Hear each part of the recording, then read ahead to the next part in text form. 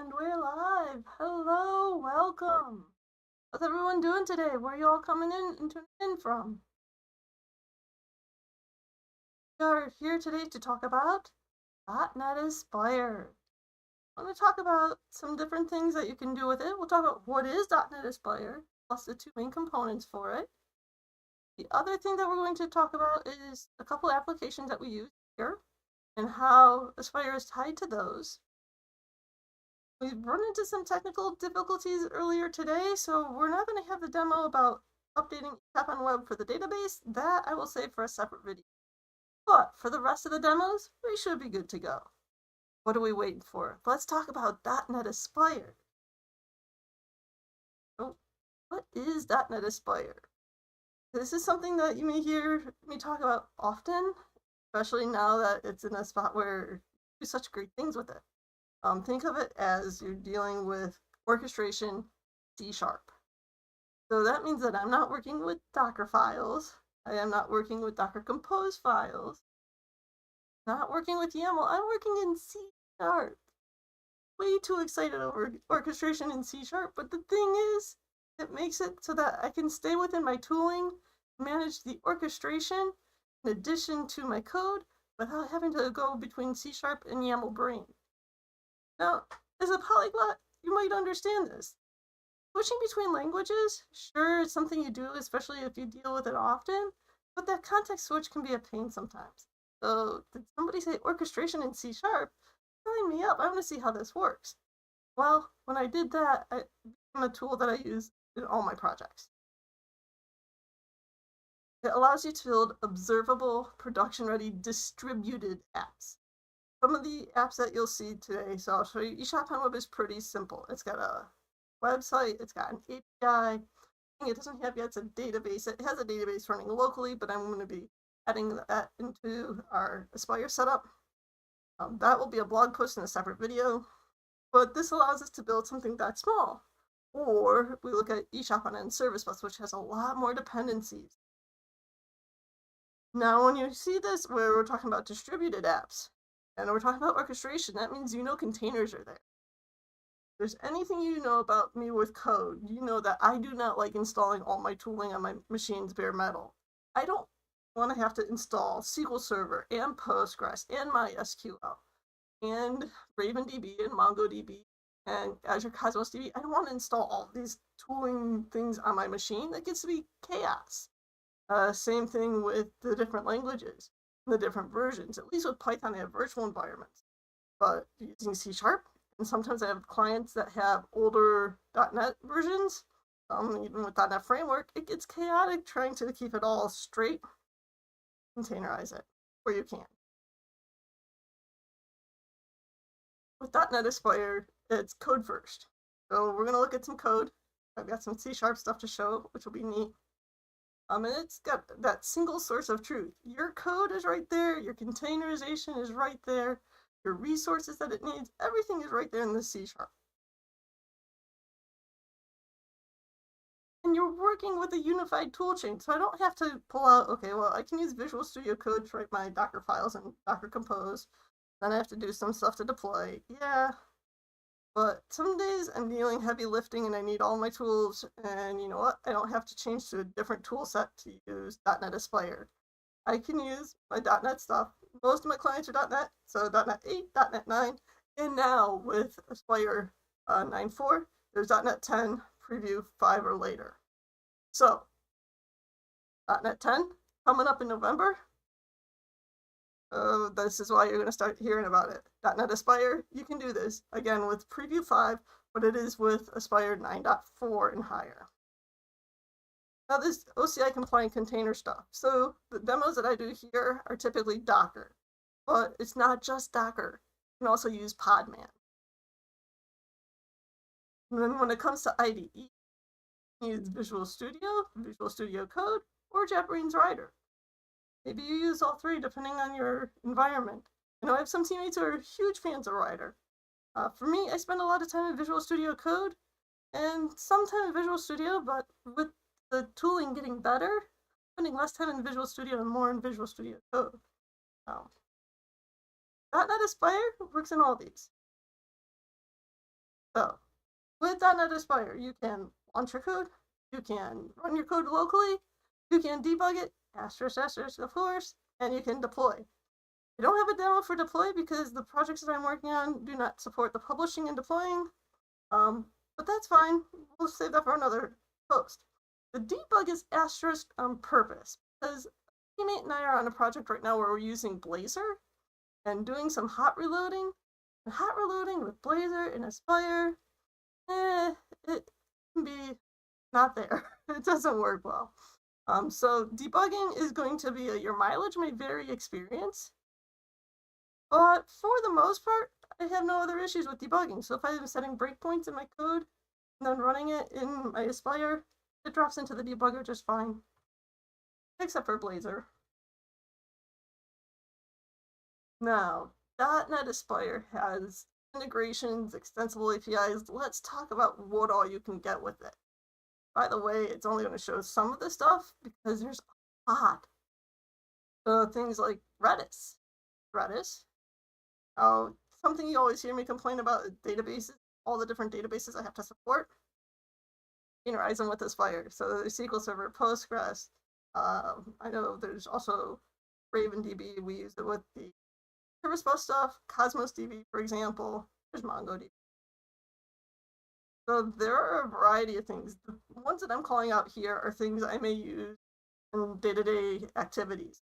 Using RabbitMQ, again, that's in our eShopOnWeb service bus.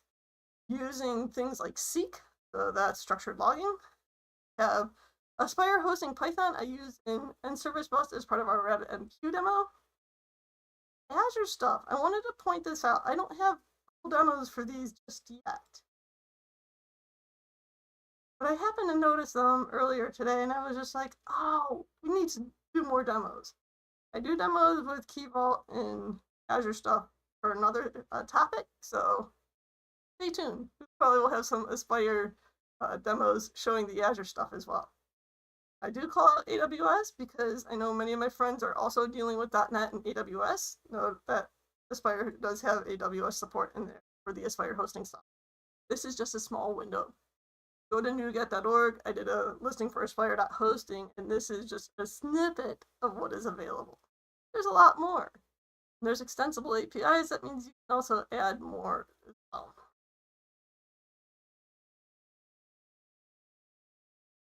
Also project templates. So, talking about Aspire, when it comes to creating Aspire projects, you can create a different set of projects, and if you want to do it by creating just a C# project, fine, but I would say get the project templates. So do the .NET new install Aspire.project templates. The demos I'm going to show today are going to use Visual Studio 2022 and Visual Studio Code.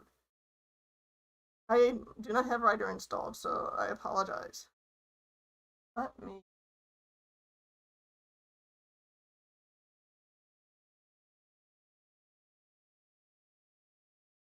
So this particular screenshot, this is from my Visual Studio Code, but this gives you an idea of some of the different templates that are out there for Aspire. The way I brought this up is I did create a new project and then look to see what all is included. We will talk about what AppHost and service defaults are on the next few slides. Just know that those are the two key things that I point out when we're working with Aspire, the two key components. An empty app or just getting started. We'll look at the starter app. I'll show you what that looks like here as part of our demos. And then if you're using testing frameworks, which we use MS Test and XUnit, use all three of those, depending on the clients, depending on what we're trying to test, things of that nature. So notice that those are the templates here. Visual Studio, same deal. So same list, Visual Studio. Now let me show you my Visual Studio Code. Bring over.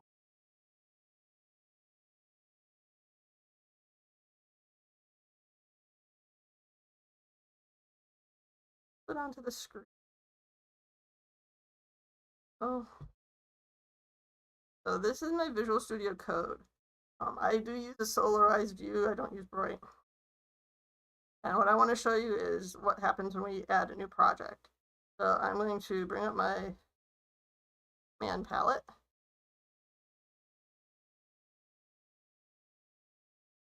I'm going to do a new project. .NET new project. Do its discovery. I'm going to do a search for Aspire just so you can see how all this works.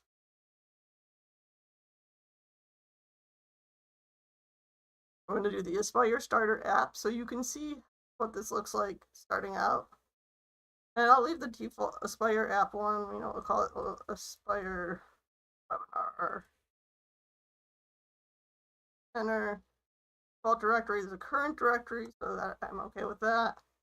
Solution or Solution X, I'm going to use Solution just because I don't know who necessarily would be working with this. And then let's go ahead and notice for that I did a create new project. I wanted to do the Aspire's sample app. Now what we have here, so there's your standard solution file. And then we have a web project, service defaults, AppHost, API service. So we have a web and an API. Plus we have the AppHost and service default. All right, we're going to come back to this and running it so you can see it in a little bit. Go back to the slides and discuss a couple of topics. We need to talk about what are AppHost and service default. We'll show eShopOnWeb and Service Bus and how it looks. We'll look at these dashboards again as well. These are part, again, of .NET Aspire and the orchestration and the distributed applications, the complexity.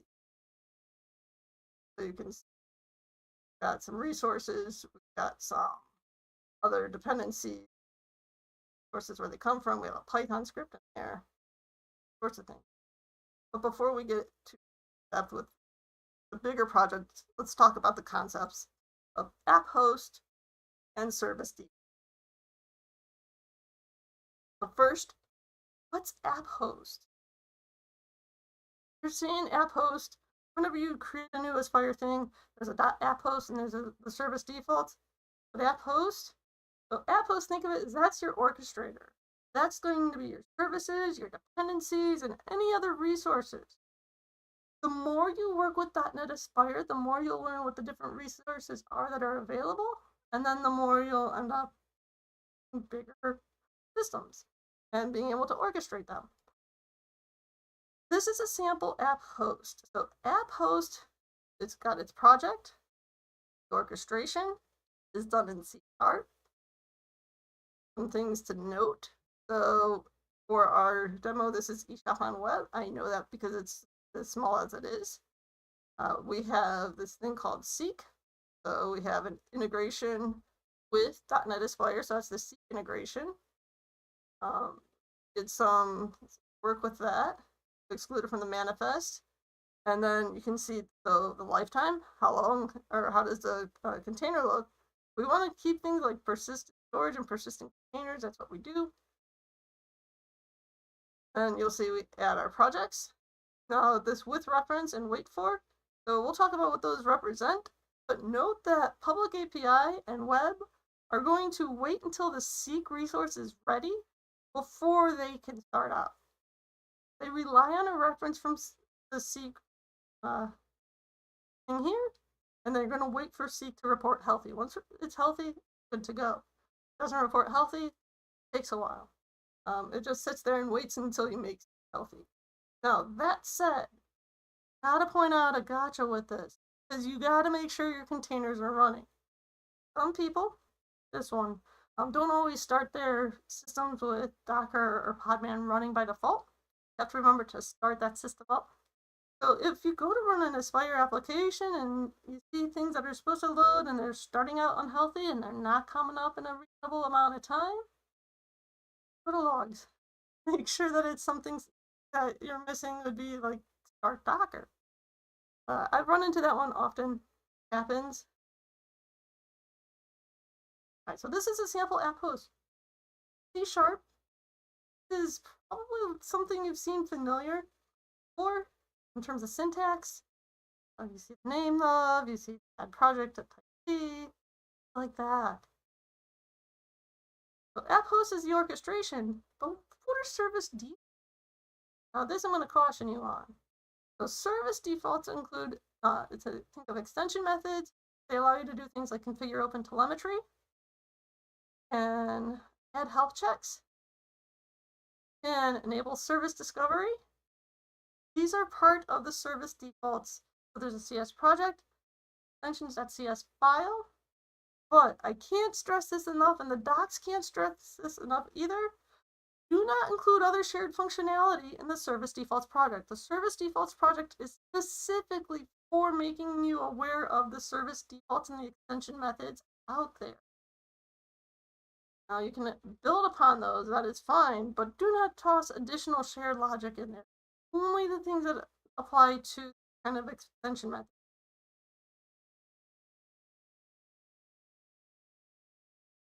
All right, so let's look at some service defaults. We'll look at these more in the code, but just so you can see, there's the configure OpenTelemetry, our default health checks. So there is 2 of them. There's /alive and /health that are there by default in development. They're not in production or non-development stages. So for the environment of development, you'll see /alive and /health. Add service discovery. Add service discovery, you're going to see that with the references. So the with reference. Then we have things that are configured HTTP client defaults. So if you have to billions, for example, putting service discovery as part of your HTTP client, all that gets set up here in the service defaults project. Now that said, you might be like, well, but what's actually going on in these? We'll look at that in the code. All right. Now with service discovery, that's where that add service discovery and service defaults comes into play. You can do this implicitly by reference, or you can use named endpoints. Now, I don't have a good demo for named endpoints today, but I do show some of the implicit service discovery, because the implicit service discovery is going to use that with reference syntax. So this particular screenshot here, we're looking at references for our service pulse. So that because I was the one who took the screenshots. But you can see with references, so I have references to other resources that this resource needs. And you can see in this case, we're waiting for it. So I'm going to wait for service control. I'm going to wait for the audit. I'm going to wait for the monitoring. Now, nice about the dashboard is it also will tell you who's waiting on this, who are our back references. So service pulse, once that comes up, then public API web, the 2 end service bus, their .NET workers will come up. With the implicit discovery, you've got your wait fors that you could use. Well, I use wait for fairly frequently, and that's just because I don't want my, for example, I don't want my websites or my public APIs coming up before the database. Let's make sure the database is actually working. If the database isn't up, then we already know we're going to have problems. So I will use wait for intentionally. But with implicit service discovery, again, that's with the with reference syntax. You can do this between projects. You can do this between other resources. Sometimes you'll see me do things like I have an API and I have a web that consumes the API. So I will have the web wait until the API is up before it actually loads the web. Again, making sure that, okay, are these resources that I'm waiting on, are they in a stable spot? Because if they're unhealthy, then this other stuff is going to be unhealthy too. So let's just kind of prevent that. With named endpoints, talk about endpoints. So they follow what they call it the scheme.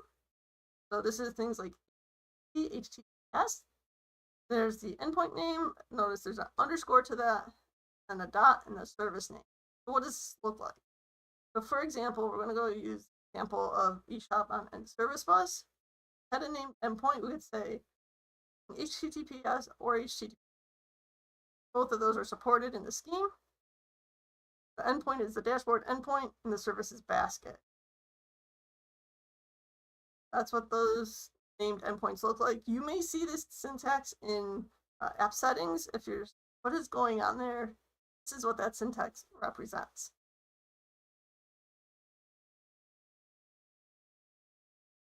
All right. When it comes to .NET Aspire, the way I see it is it enhances our local development experience. It makes it less frustrating. It allows us to containerize these. All right. Now that we've talked about AppHost and service defaults, let's go back to Visual Studio Code and that sample app. So that should be right. If you have any questions, please post the questions in the chat. Do run a subscribers only chat to limit spam that could come through. So if you have any questions, please post the questions in chat, or after this webinar, please leave a question in the comments to monitor those comments as well. All right, so I did mention that we are in Visual Studio Code. This is the sampler app. Let's just see what we're looking at project-wise. Again, solution, web, API, AppHost, and service default. We're going to start at the service default. Service defaults, I warned you earlier, is just a project with the Extensions.cs file. All right, our CS project file, nothing fishy there, but let's look at what this looks like for our extension. So this is the Extensions.cs file. Again, no tricks up my sleeve. Let's have it load the sampler app. Things that we want to pay attention to. So these are the two endpoints I was talking about, health and alive. They are available in the development environment. Then we have our add service defaults. We'll come back to add service defaults when we look at AppHost, but while we're already here, let me show you. So here's your OpenTelemetry. What's going on there? So I press F12 to jump over to the definition. Notice we're still in this extensions file, so there's a lot going on in this file. When we configure OpenTelemetry, you can see this is where we deal with things like, hey, we've got logging, we've got services, we've got the metrics and tracing. What kind of configuration do you need? This is the defaults. Now, with these defaults, if you need to add more OpenTelemetry configuration and things like that, you can add those details here. But again, keep in mind that there's a very narrow focus for this service defaults project. And that narrow focus is to make you aware that it's here. Don't put any shared logic in other than what's related to the extensions. That's what's going on. You can see here they add the OpenTelemetry exporters and things like that. Open in the exporters. You can see they're using OTLP. Wanted to do exporters for things like Fauna and things like that. Done in here as well. I'm going to go back to the top. So we have OpenTelemetry, health checks. Jump into that so you can see. We have the add checks. There's a self check. Is it healthy? Where is it going to hit? That's the live endpoint. There's service discovery.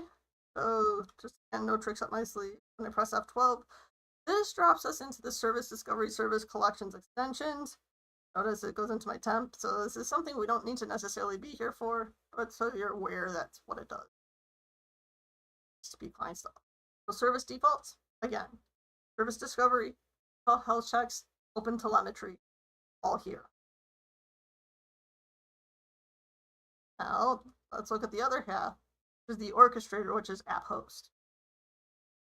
So in AppHost, we've got our AppHost.cs. And so in AppHost.cs, we have Create Builder. And for this example, they have Project API, Project for the web. Notice that they've wired up health checks.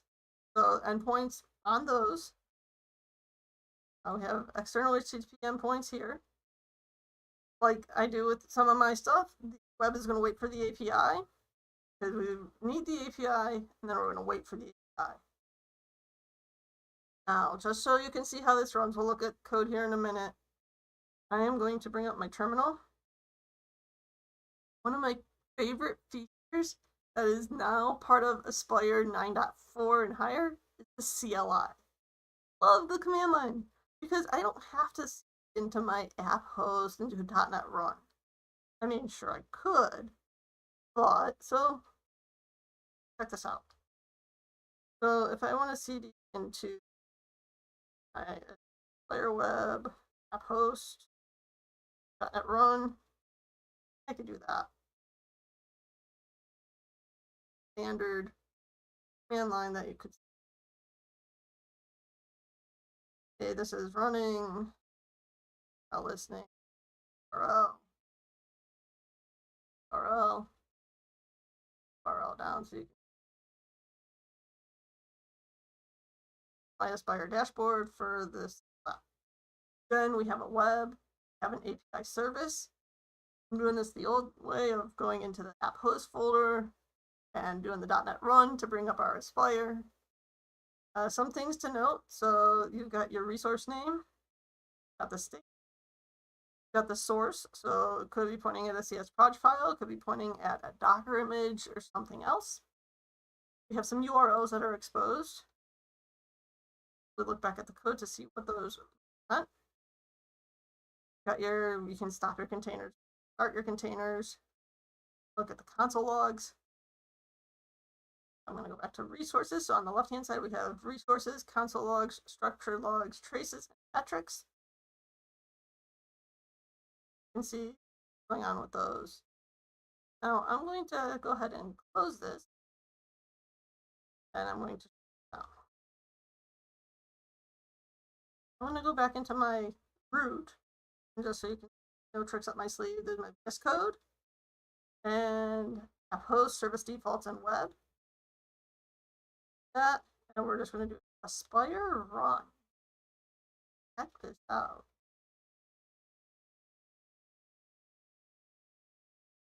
I don't have to know where my Aspire project is. Something like eShopOnWeb Service Bus, and I'm sure you have clients who have projects that are, or solutions that have projects upon projects on end, and you're like, where did that project go? I do that. I usually have to do a search and solution explorer and filter that way. Or in here, you don't even have to look, just Aspire run. When you do the Aspire run, notice it will find the AppHost. It will create a file in the .aspire folder with information. Then it'll have the dashboard and the logs, and of course, Control-C to stop and exit. Now, this is Visual Studio Code. What I love about Visual Studio Code is that I can do a Control-click, and this will load my dashboard nicely. Down. You will see same dashboard before. Good with that. Just again, no tricks up my sleeve for the web front end. Our counter, stuff, weather, and we're looking at the temperature. A sweltering 11 degrees Fahrenheit. I don't know about sweltering. This is all the code. If we come back in here, we can take a look at console, for example. The other thing is you can select the resource name here. This will give you more details about that resource. You can see here, this is a project called Web Frontend. Project path, there are the URLs. There are the references. That health check that they registered, that /health. That's what this is here. Healthy. And then this gets into also the environment variables. These environment variables are all handled for you by Aspire. So that makes it a little bit easier for going, okay, how does this work? Or things like launch profile does it use? So by default, it's going to use HTTPS, like that. I was going to check in here the console logs to see what's going on behind the scenes. All for the weather. So you can hit weather a few more times just to logs. Bracing 46 and bracing 100. I don't know what their definition of bracing is. Searching, it's anyhow. You can see behind the scenes in the dashboard for Aspire, you can go straight to your console logs. You don't have to go, okay, where's that log folder? Or you don't have to go into your tooling and go, okay, where's that log file? You can do it right here. You can do some things where you download the logs, timestamps. There, I use those a lot when I'm in my logs. key for that as well. Don't wrap, go with the long lines. Makes it very simple to use. You can come here and say, I want to see traces. So it'll show you what will happen with the cat going to the weather. So you can do traces. Add filters there. Structured logging as well. Everything is in the dashboard. And of course, metrics. If I wanted to see how does web's instrument go, quests and things like that. This is all within the .NET Aspire dashboard. The dashboard makes it easy to look at these resources. Again, this is a sample app, so this is pretty simple.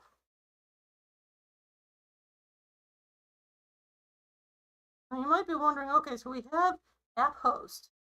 AppHost have the, but how does it know different references? What does this look like? Well, let's go into our web. And we'll look just at app settings.json. Nothing tricky up our sleeves. If we go look at program.cs, we'll look and see there's the ad service. What's going on in ad service defaults in this case? So again, we're player demo. So you can see when we scroll down the rest of this, fairly standard Blazor demo. You know what this looks like. But what's going on here with ad service defaults? So when we look at it, the ad service defaults, this is what takes you over to the service defaults project. So wondering, wait, where were we? How did we get to service defaults? On a program.cs. Program.cs in our web is going to go and Aspire client integration there. Want to see what's going on in the API service? This is another one. I always tend to look at program.cs. The reason why I look at program.cs is that's where you're going to find a lot of the fire-ups. Again, here's our builder.addServiceDefaults. That's the Aspire client integration. And we go from in here, like there's the logic for the weather. Weird weather. Notice it really does use. So we have a sultering -11. That is what it is. Yeah, so ad service defaults is the key, it is the glue, it is the secret sauce that ties all together to does that thing. All right, so the small scale application. The slides and what else we wanted to show. .NET Aspire dashboard, you will see that's where all the resources are. Those are logs. Lots of going on there. .NET Aspire CLI. So this is new as of .NET Aspire 9.4. The current version that we're looking at today, of August 2025, is 9.4.1. You may see some of my demos say, hey, the update. It still tells me sometimes, and I haven't figured out why. If you've talked with me prior to this, you might have seen my .NET Aspire pre-release. That's gone. We don't need to use pre-release as of .NET Aspire 9.4. Now, I have to point out, .NET Aspire 9.4 projects are not compatible with the 9.3. They don't work well together. Once you go to 9.4, just keep moving forward with that. All right, so .NET tool install-g aspire.cli, that gets you the command line. That allows you to see what you saw with my Visual Studio Code, which is just doing Aspire run. Oh, I go back to that real quick. One more thing I wanted to show you with that. That was the Aspire folder. Close those up. There's this Aspire folder. So in the .aspire folder, when you saw me do Aspire run, you saw that I created the settings JSON. Just to show you, nothing tricky. It stores where that AppHost is. If you're wondering what's going on with that path, just so the tool can identify it going forward. So if I were to delete it, it would recreate that folder or file. All right. back to the Aspire CLI. So you got to see me do the Aspire new. When I did the Aspire new, we ended up using starter template, but I didn't do it from the command line. Let me show you that part. We're back in Visual Studio Code. This code, and I'm going to do a. We're already at the clear. All right, so pull up a folder. We're gonna make a new folder and just call it webinar demo.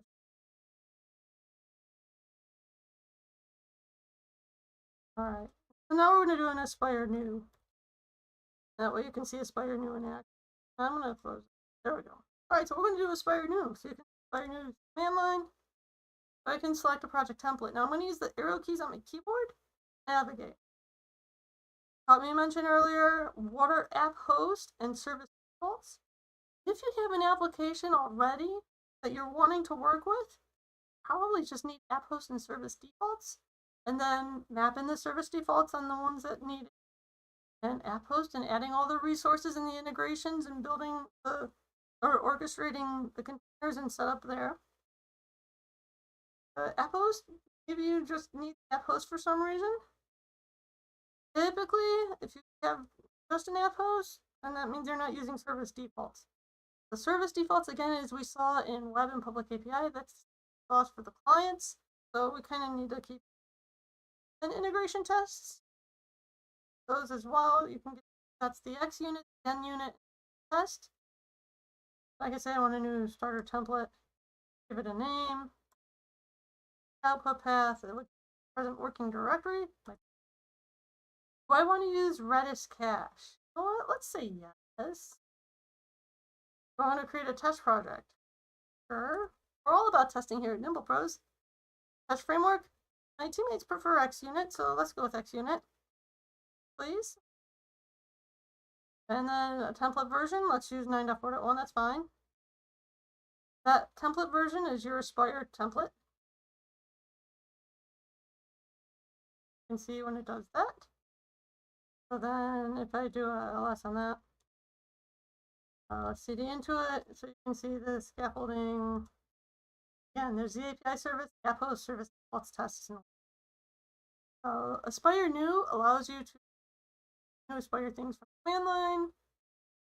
As you can see, lots of arrows. It's a friendly user interface for a command line. Pretty impressed. Aspire run, you will see me use everywhere. Whether I'm in Visual Studio Code or Visual Studio, I don't have to go in Visual Studio Code. I don't have to go into the AppHost folder and do .NET run. With Visual Studio, I don't have to remember, oh man, switch that back to AppHost. Because sometimes I have AppHost as my startup project, but sometimes I'm just trying to debug one of them. So then it's that. So this makes it a lot easier. I go into a terminal, Aspire run. Also, if I wanted to do it for my Git bash, if I load up my Git bash, I'll bring it over here.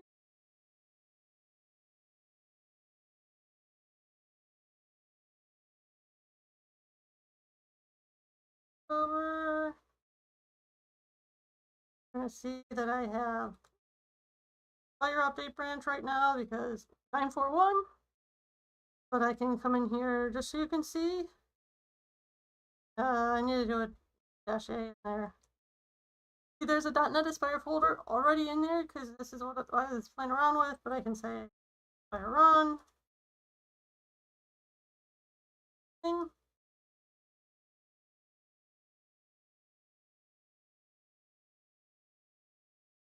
Now, watching the Aspire CLI evolve, there was a point where they had the dashboard in ASCII art in the command window.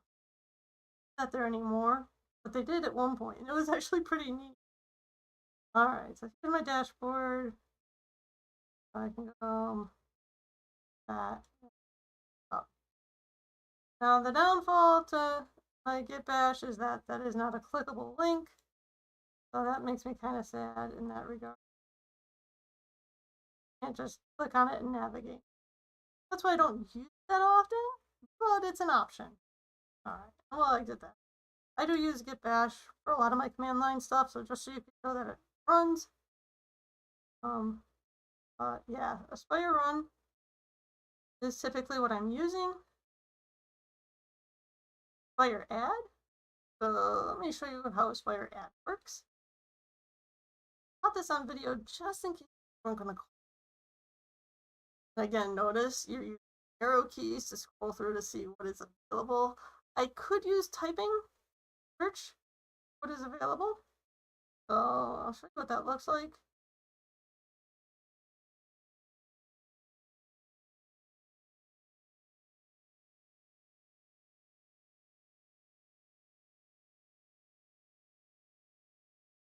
Aspire add.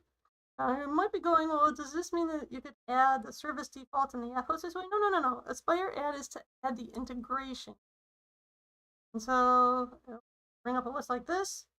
Then it says start typing. So if I started typing something like Redis because it's not on my screen, notice to jump to Azure Redis. My arrows.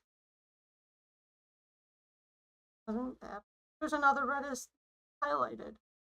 Now, as a command line person, I would love to be able to do the ability to search using the slash and being able to tab through those, but not there yet. So if I do Redis and press enter, it doesn't allow me to search. It just takes me to the next step in the prompt. So there's a little gotcha with that. But the other thing is, I go through here, and I can use page up and page down as well. So if you're just like, oh, do we have to use arrow keys? The answer is no. You can use page up and page down to go through. Wow. So if I could be like, we like to use seek here, let's go with seek. And F4 it on, and it'll add the Aspire integration. So what does that look like? Into our AppHost.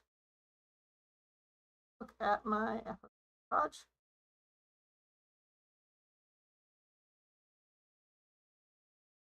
Package references. AppHost. So now that I have the integration, I can add it into my project and go from there. Aspire add, that's what allows you to add integration.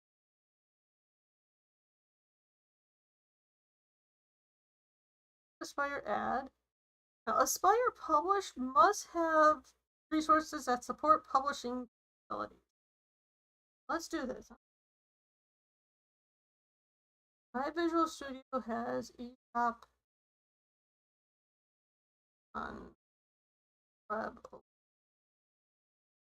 I do not believe has publishing things. Aspire Publish, call it that.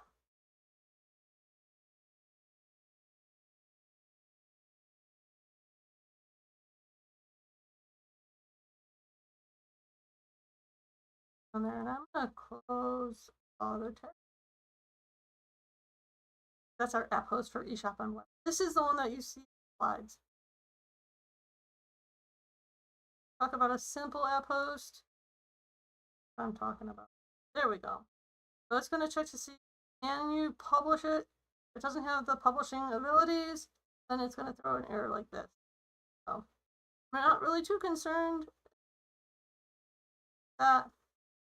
Oh, if we go back to code, stuff on end service bus or complex. Here, I'm going to close this for now. Close others. Our program CS for the guy. We don't want that. I don't want AppHost.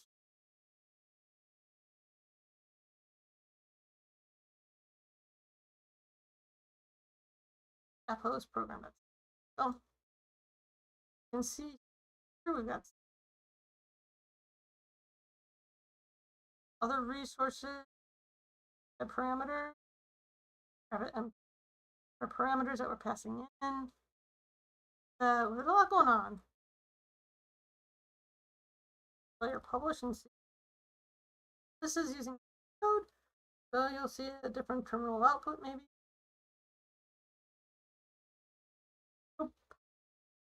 Not good. Not a good demo today for publish, but just so you're aware, that's what the command looks like. I don't have a good demo for Aspire config either because I've dealt with for Aspire has been very simple. For Aspire configuration settings, that's where that would be. Back in here,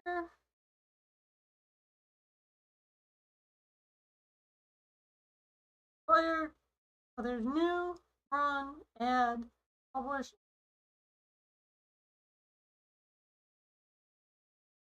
An exact previews, those are gone. All right, so that's where we're looking at with the deployment stuff. That will be a future blog post because I do have a couple of demos on the side that I am working on that aren't in a good spot for deployment just yet. When we do, we'll talk about how you can deploy player.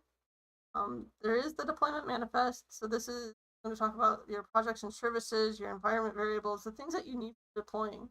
You can use this to deploy to Azure Container Apps. Manual deployment for that. You can do this via Bicep as well, or via AZD. Also use App Insights for your telemetry, Kubernetes, manual manifests, and you can use a tool called Aspire. So some of the many things that you can do with .NET Aspire. If there's anything else within a reasonable amount of time. What questions do you have?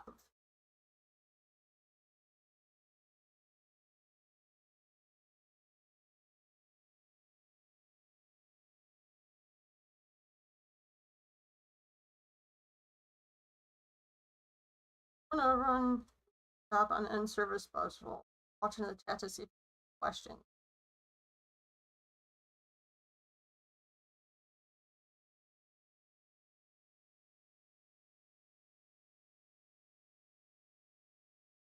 I don't know tricks with my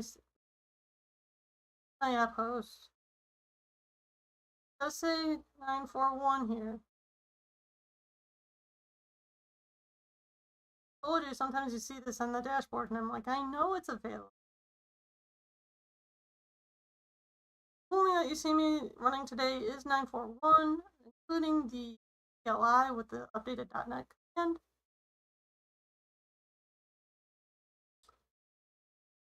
Run through.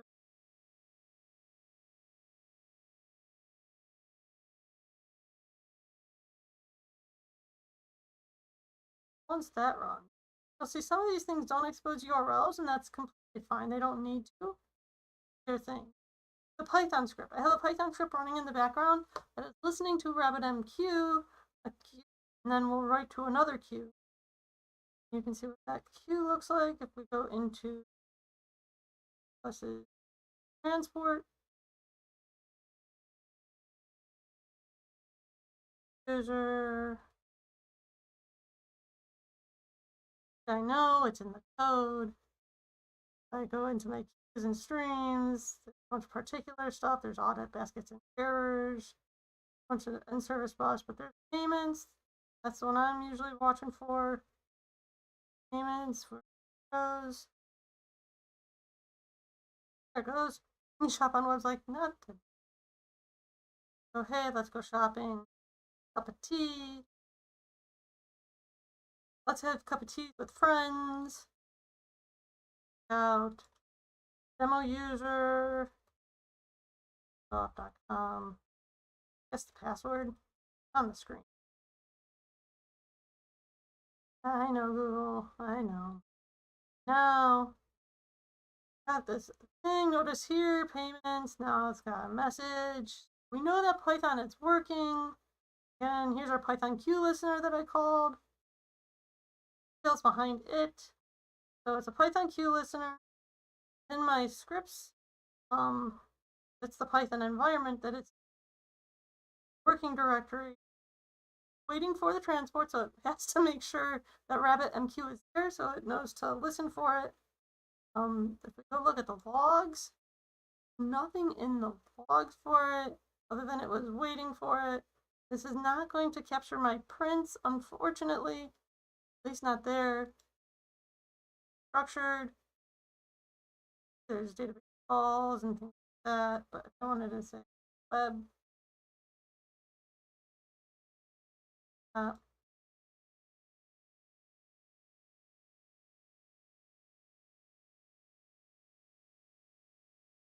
Web, let's look at match attempts for routing. And Service Bus and the Service Bus demo, you get to check out when you get to check out the Python script. Then, and the way I know, again, looking in here, and all right, that is .NET Aspire.